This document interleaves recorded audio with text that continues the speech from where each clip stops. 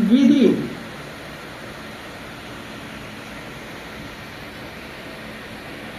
Crore PM Usha से आपको मिला है।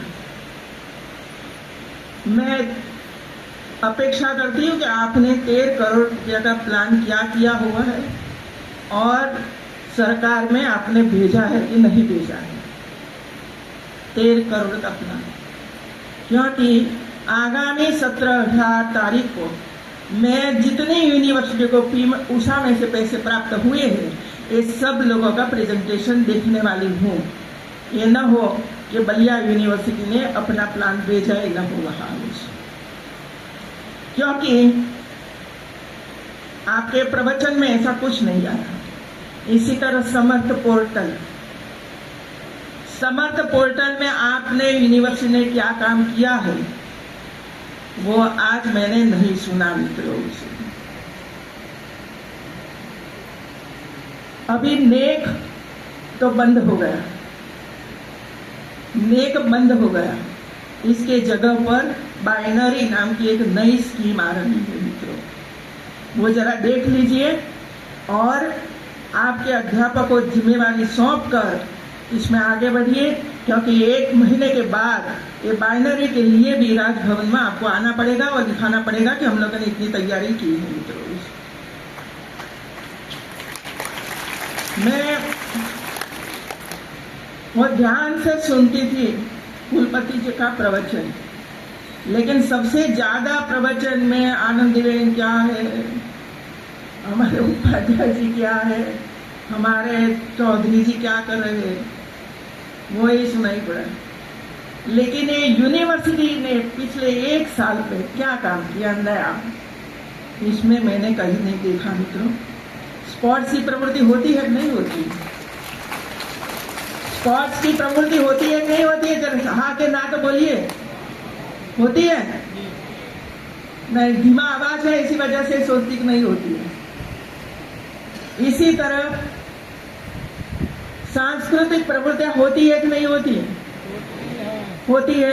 क्या क्या काम किए थे आप लोग, क्या सांस्कृतिक प्रवृत्तियां करी, ये आपने जो मेरे पास विमोचन करवाया वो तो सब जो नए नए जो दिन हम वो करते सेलिब्रेट करते वही दिन का मैंने देखा, इसमें और कुछ नहीं देखा।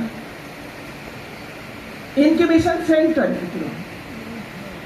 चर्चा कर दी है आपने, लेकिन इंक्यूबेशन सेंटर अभी तक बना नहीं। कौशल विकास सबसे बहुत ही इंपॉर्टेंट जरूरी है ये एरिया के लिए, कौशल विकास में बच्चों को आगे बढ़ाने के लिए, क्योंकि ये एरिया ऐसा है जो हमारे विद्यार्थियों को हम कौशल विकास में आगे नहीं बढ़ाएंगे, क्योंकि अलग अलग प्रकार का कौशल है सब लोगों में। इसके लिए प्रयास करना पड़ेगा यूनिवर्सिटी में।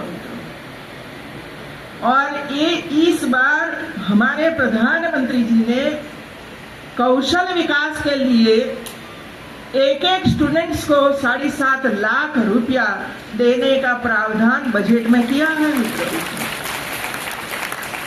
यदि यूनिवर्सिटी ऐसा संकुल ही नहीं बनाएगी कौशल विकास के लिए तो स्टूडेंट को लाभ कैसे मिलेगा। 1.28 लाख करोड़ का बजट हायर एजुकेशन का है मित्रों, और अलग अलग डिपार्टमेंट का तो अलग अलग बजट है। आपको ये देखना पड़ेगा और प्रोजेक्ट तैयार करना पड़ेगा कि जो प्रोजेक्ट भारत सरकार में जाए और सैंक्शन हो, पैसा मिले और इसके लिए आप काम करें तो हमारे विद्यार्थियों को इसका लाभ प्राप्त हो। इसके लिए प्लान बनाइए मित्रों, कंप्यूटर लैब, प्लेसमेंट सेल, अलग अलग प्रकार की लैब विधि शुरू किया है आप लोगों ने। इसमें लैब है, बनी है, बनने जा रही है, क्या है इसका कोई उल्लेख नहीं हुआ। और 10 वर्ष का प्लान, आगामी 10 साल में ये यूनिवर्सिटी को आप किस तरह आगे बढ़ाओगे, ये साल में ये होगा, ये साल में ये होगा, ये साल में ये होगा, ऐसे करते करते यूनिवर्सिटी आगे बढ़ती है मित्रों।